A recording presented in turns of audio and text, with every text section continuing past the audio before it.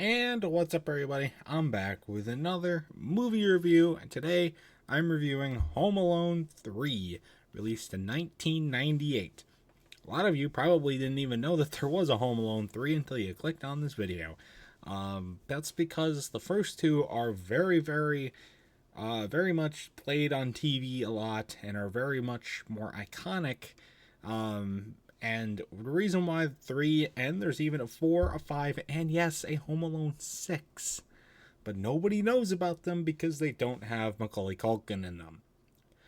Fun fact, he actually was offered, they were planning on having him in Home Alone 3, and he turned it down because he wasn't in acting that time. Which is pretty interesting how that could have played out. So they had to rework it, and here we are with this movie. I vaguely remember watching this movie a couple times when I was younger, but I definitely wanted to give it a rewatch for this video. If you want to check out my reviews of the first two Home Alone movies, they're in the movie reviews playlist, and I will be reviewing Home Alone 4 as well, because I got a Home Alone 4 pack. I don't know how to get 5 and 6. I don't really care to watch them, so don't expect reviews of 5 and 6, but you will get a review of 4. So anyways, I got a lot of thoughts on this movie. Let's just jump right into it, shall we?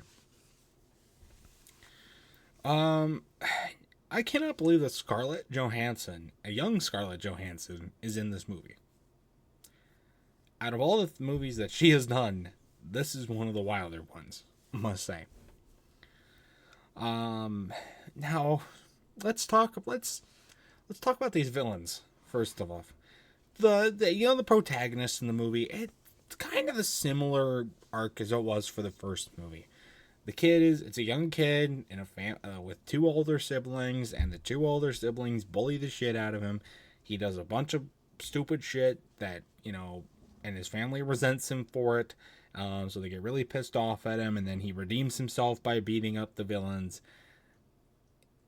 I think the kid that the kid's name in the movie is Alex, and the actor who plays him is also Alex, which I think is pretty crazy. I think he does a fine job. I think he works fine as a new character. I think Macaulay Culkin as Kevin McAllister was better. However, I still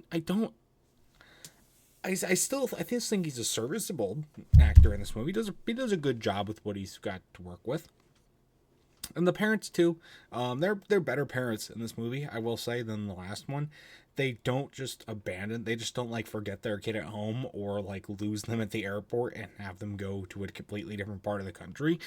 So, and they just leave him home while they're at work, which I think and they knowingly do that, and he doesn't so there's that. So they're better parents in that way.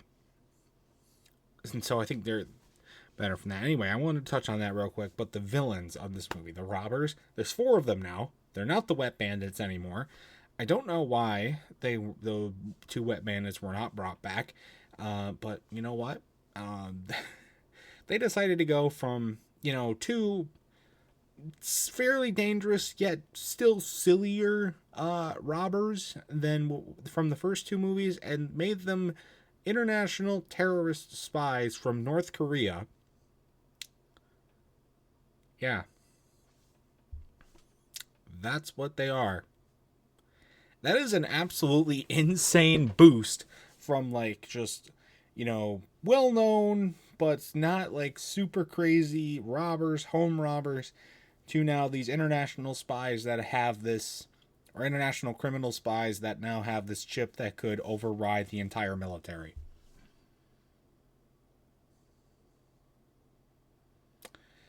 That is, like I said, that is insane. That is absolutely insane that they did that. I don't like them. I don't like them at all. And they're not supposed to be liked either. But they are so there's 3 guys and the girl. And I think the girl is fine. I'm not gonna talk about her too much. But what the fuck are up with these guys?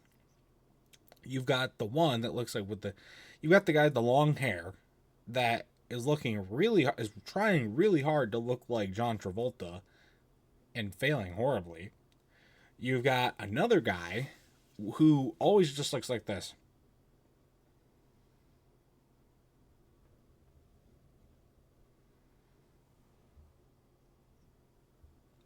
And then you got the other guy with the heaviest accent imaginable.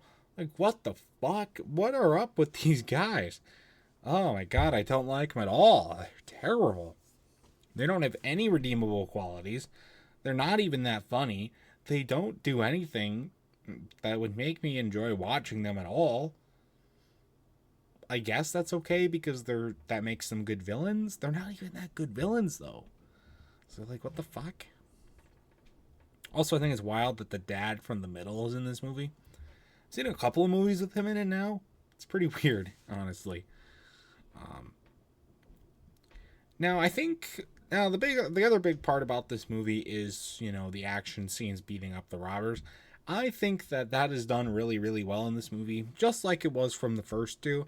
And I think part of that is because the robbers are much more hateable. They're not as they're very easy to hate, so it's more funny to watch them get beat up and everything like that. I will say that they do rehash a lot of things from the first two movies. The barbell falling down is a lot like what we saw in Home Alone 1.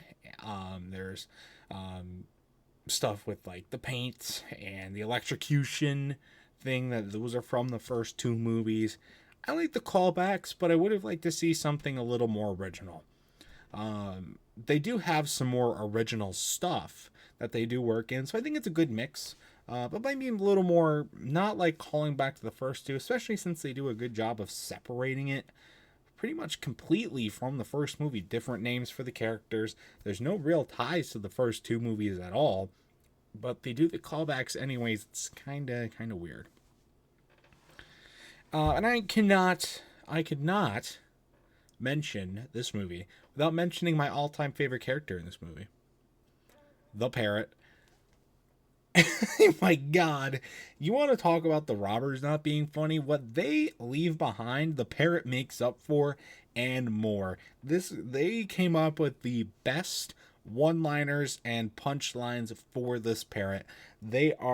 He is insane how funny this parrot is. It is insane.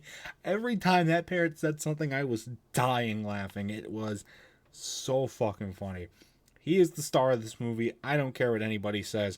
I love it. We need more funny parrot stuff like we got in this movie. It's really, really funny. Anyway, with that all being said, that's it. That's all I gotta say about this movie. Honestly, it's better than I thought it was going to be. I thought it was going to be a little bit middle of the road. I think it was just a little bit above that line. Not too much. It's definitely not as good as the first two. However, I think it's still a good movie, which is surprising. I didn't think it was going to be as good as I thought it was. So, if you like the first two Home Alone movies, you probably will like this one. So I do recommend watching those. And as such, my final score for this movie, I'm gonna have to give it a good 7. I'm gonna give it a 7 out of 10. I really did enjoy it. It's not, again, as good as the first two, but it's serviceable in its own way. It does a good job differentiating. It has some pretty funny moments. I don't like the villains at all, though, and that's a huge reason why this movie gets as big as of a knock as it does. So that's going to do it, though, for this review. If you've ever seen Home Alone 3, I'd love to know your thoughts about it in the comment section down below. And that's going to do it for this video as well. So stay tuned for much more amazing content, including more movie reviews and other awesome stuff. And until next time, see you guys later. Goodbye.